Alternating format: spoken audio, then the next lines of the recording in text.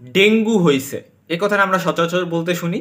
তো এটার ফলে জ্বর হয় আমরা এটাও জানি, এবং এডিস ইজিপ্টি, যে এডিস ইজিপ্টি মশাটা ইনফেক্টেড, যে ফিমেল এডিস ইজিপ্টি মশাটা ইনফেক্টেড ডেঙ্গুর ভাইরাস দ্বারা, সেটার কামড়ে কিন্তু এই ডেঙ্গু ফিভার আমরা বলি হয়। এখন এখানে কি শুধু ফিভার থাকে? না, আরও অনেক কিছুই থাকে। তো আরও কি কি থাকে সেটাই হচ্ছে আমরা জানার চেষ্টা করব। তো জ্বরের পাশাপাশি কিন্তু ব্যাক এইক থাকতে পারে, অর্থাৎ পেছনে পিঠের দিকে হচ্ছে ব্যথা থাকবে।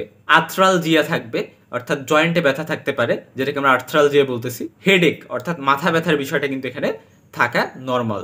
এবং ওভারঅল জেনারেলাইজড পেইন, মানে ওভারঅল কথা বডিতে পেইন হচ্ছে। তো যেটা এই জন্যই কিন্তু আমরা বলি ডেঙ্গু হচ্ছে ব্রেক বোন ফিভার। সো এখানে পেইনের একটা বিষয় থাকে, মানে পুরা মনে হচ্ছে হাড্ডি ভাঙা ব্যথা, মানে এটা বোঝানো হয়েছে আর কি, যে অনেক বেশি ব্যথা থাকে বডিতে। চোখের যখন মুভমেন্ট হয়, এই চোখের মুভমেন্টের টাইমও চোখে বা আয়ের আশপাশ দিয়ে কিন্তু ব্যথা হয়। ল্যাক্রিমেশন হয়, অর্থাৎ চোখ দিয়ে পানি পড়ার বিষয়টাও লক্ষণীয় কারো কারো ক্ষেত্রে। স্ক্লেরাল ইনজেকশন একটা টার্ম আছে, অর্থাৎ চোখের যে সাদা অংশটা, এই যে সাদা সাদা দেখা যাচ্ছে, তো এই সাদা সাদা যে স্ক্লেরা, এটা হচ্ছে লাল হয়ে যাওয়ার চান্স থাকে অনেকের ক্ষেত্রে। অ্যানোরক্সিয়া অর্থাৎ খাবারে অরুচি, বমি বমি ভাব থাকতে পারে, বমিও ইভেন হইতে পারে। এবং কারো কারো ক্ষেত্রে ফ্যারিনজাইটিস এবং আপার রেসপিরেটরি ট্রাক্টের বিভিন্ন সিমটমস, যে সোর থ্রোট বা আদার যে সিমটমসগুলো, এগুলোও কিছুটা থাকতে পারে। রিলেটিভ ব্র্যাডিকার্ডিয়া একটা টার্ম আছে, যেটা মানে হচ্ছে আমরা জানি নর্মালি যে অনেক যেহেতু জ্বর হয় এখানে, তো এই জ্বরটা যখন হচ্ছে টেম্পারেচারটা বাড়ে, 1°C টেম্পারেচার বাড়ার সাথে সাধারণত হার্টবিট 10 করে বাড়ে।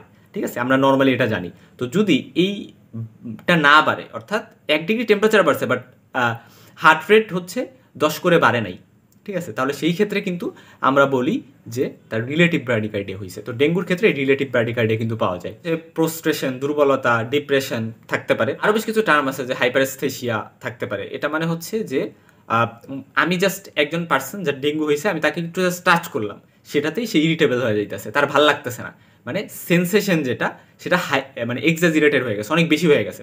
যে কোনো কিছু যখন তাকে মানে সে সেন্স করতে পারতেছে, সেটা তার কাছে অনেক বেশি মনে হইতেছে, যদিও সেটা মাইল্ড, সেটা মাইনর একটা মানে অনুভূতি, বাট স্টিল সে সেটাকে অনেক বেশি এক্সাজারেটেড বানাই ফেলতেছে। এটাকে আমরা বলি হাইপারস্থেশিয়া।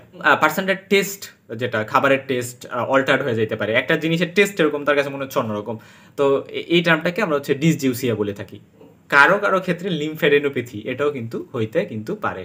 হ্যাঁ, সো এই যে অনেকগুলো সিমটমস, আমরা হয়তো কয়েকটা জানতাম, কিন্তু আরও কি কি হইতে পারে সেগুলো কিন্তু আমি বলার ট্রাই করছি।